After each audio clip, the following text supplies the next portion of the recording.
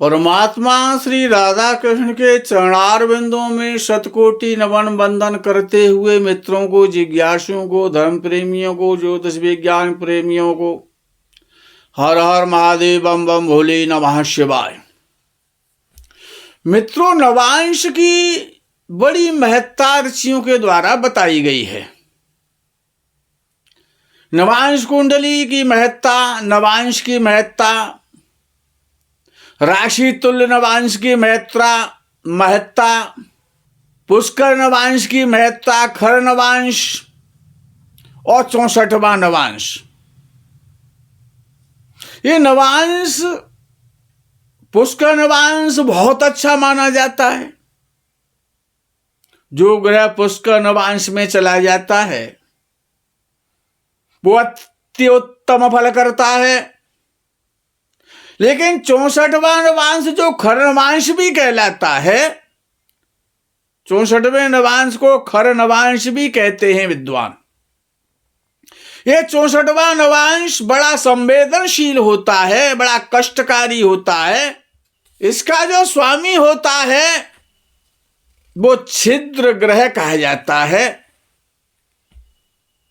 बहुत गलत माना जाता है 64वें नवांश का स्वामी और 64वें नवांश में बैठा हुआ ग्रह।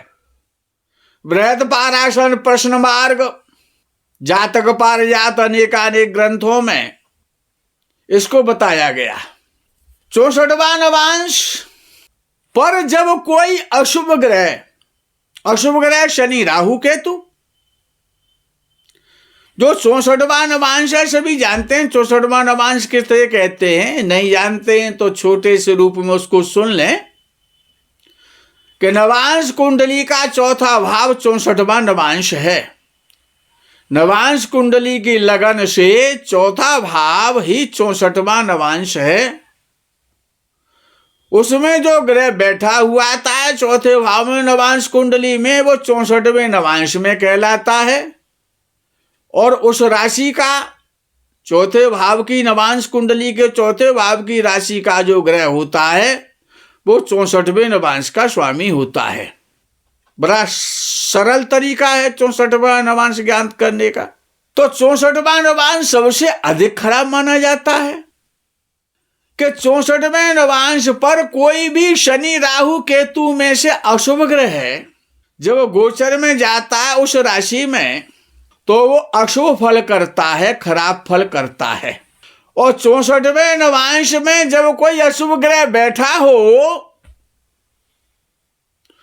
और एक दूसरा अशुभ ग्रह गोचर करता हुआ 64वें नवांश में जब उस राशि पर गोचर करता है, उस राशि में 64वें नवांश की में गोचर करता है, तो परिणाम और ज्यादा अत्यंत अशुभ हो जाता है।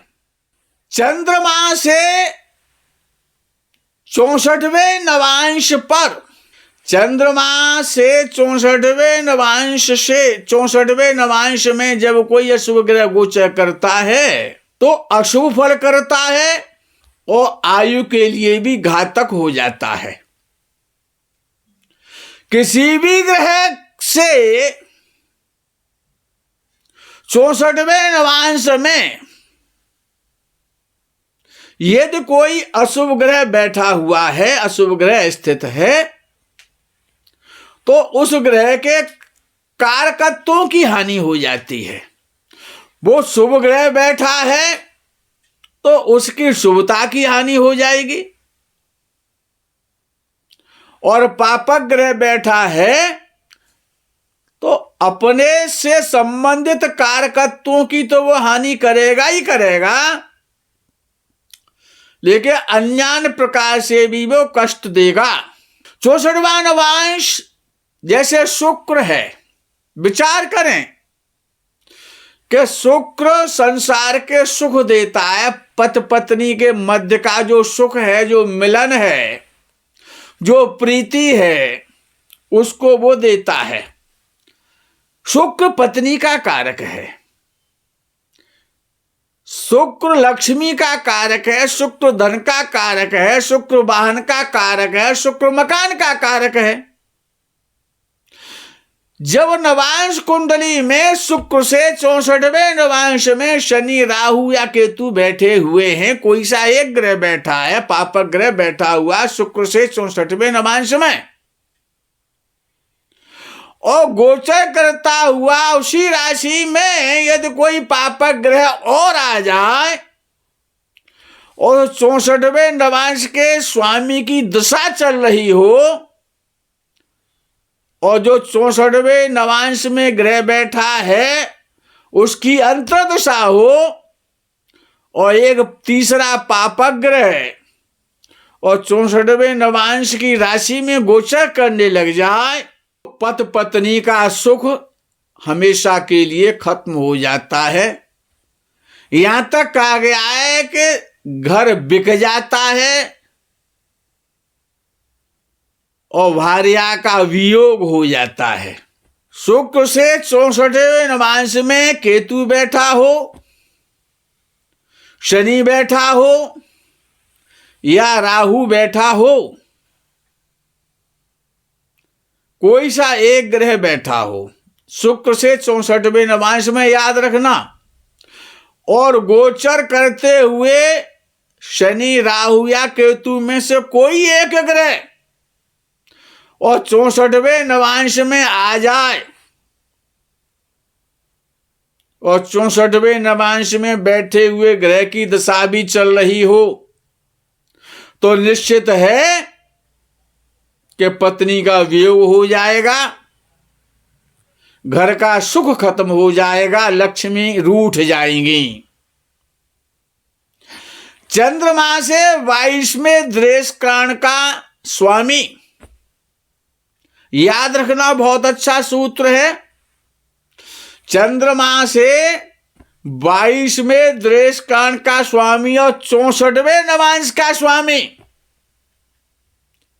यदि दुर्भाग्य से एक ही ग्रह हो और जो अष्टक वर्ग है, जिसको सर्वाष्टक वर्ग कहा जाता है, और वो अष्टक वर्ग में वो ग्रह, उनमें से कोई सा एक ग्रह यदि बिंदुहीन राशि में गोचर करे तो मृत्यु तुल्य कष्ट प्राप्त होता है।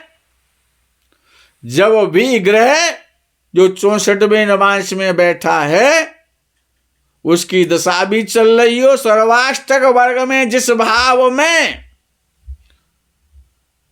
और उसने बिंदु दिया है, शुभ रेखा नहीं दी है, जब उस बिंदुहीन, बिंदु रहित, शुभ रेखा रहित यानी बिंदु वाली राशि में जब वो ग्रह पापक ग्रह जाता है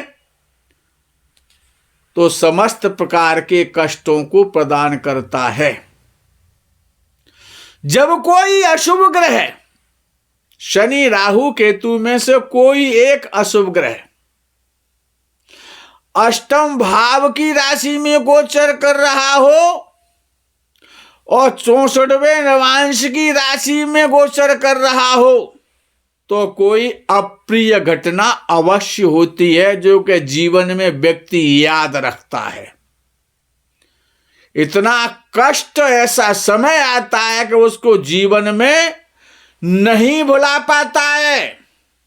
जब राहु जो धीमी गति वाले जो ग्रह हैं, जब संवेदनशील यानी 64वें नवांश पर जब गोचर करते हैं, 64वें नवांश की राशि में राहु या केतु, तो इस प्रकार की घटना घटित होती है।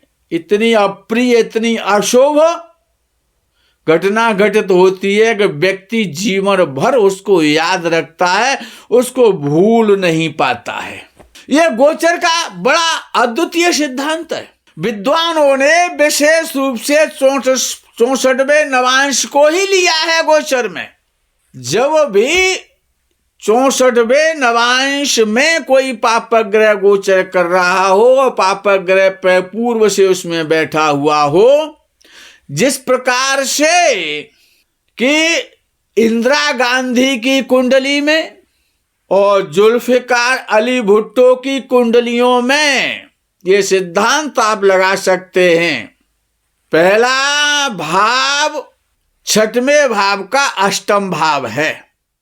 यदि 6, 8, 12 में नवांश का स्वामी, 64वें नवांश का स्वामी वो यदि लगन में बैठा हुआ है और 64वें नवांश में जब कोई पापक ग्रह बैठा हुआ है, शनि राहु केतु 64वें नवांश में बैठे हुए हैं, 6, 8, 12 में बैठे हुए हैं, जब उनका दशा काल आएगा भयंकर घटना घटित होगी। मित्रों, 64वें नवांश का ऋषियों ने इतना ध्यान दिलाया है कि 64वें नवांश, अगर आप विवाह कर रहे हैं अपने बेटी या बेटा का, लगन कुंडली के अष्टम भाव में कोई पापक ग्रह बैठा हुआ है और नवांश कुंडली के 64वें नवांश में कोई पापक ग्रह बैठा हुआ है, तो निश्चित है कि पति पत्नी के मध्य में वियोग तो होना ही होना है। यदि 64वें नवांश का स्वामी लगन कुंडली के पंचम भाव में बैठा है और उस 64वें नवांश में जब किसी पापक ग्रह का गोचर होगा तो आपकी संतान को भयंकर कष्ट देने वाला समय आ गया है। मित्रों, ये 64वां नवांश हर ग्रह से देखना चाहिए, हर भाव से देखना चाहिए। 64वें नवांश की राशि, उस राशि का स्वामी 64वें नवांश में बैठा हुआ ग्रह और गोचर से जाता हुआ 64वें नवांश में ग्रह, ये बड़ी दुर्घटना उत्पन्न जीवन में कर देते हैं, ऐसी हलचल मचाते हैं कि उस घटना को पीढ़ी दर पीढ़ी याद किया जाता है। इतनी अशुभ घटना होती है, दुख और कष्ट देने वाला है 64वां नवांश। जैसे पुष्कर नवांश इतना सुख देता है, प्रसन्नता देता है, धन संपत्ति देता है, इसी प्रकार से उससे ज्यादा खतरनाक है 64वां नवांश। आप कोई भी कार्य करें, यदि 64वें नवांश में किसी पापक ग्रह का गोचर हो रहा है तो प्लीज कभी भी नया कार्य मत कीजिए, अन्यथा आपको कष्ट झेलना ही पड़ेगा, दुख भोगना ही पड़ेगा। आपका धन, आपका समय, आपकी प्रतिष्ठा सब कुछ नष्ट हो जाएगी। 64वां नवांश अत्यंत खराब है। मित्रों, इस प्रकरण में आज यही विराम। आगे के प्रकरण का आप इंतजार करें। तब तक के लिए हर हर महादेव, बम बम भोले, नमः शिवाय, जय गो माता की।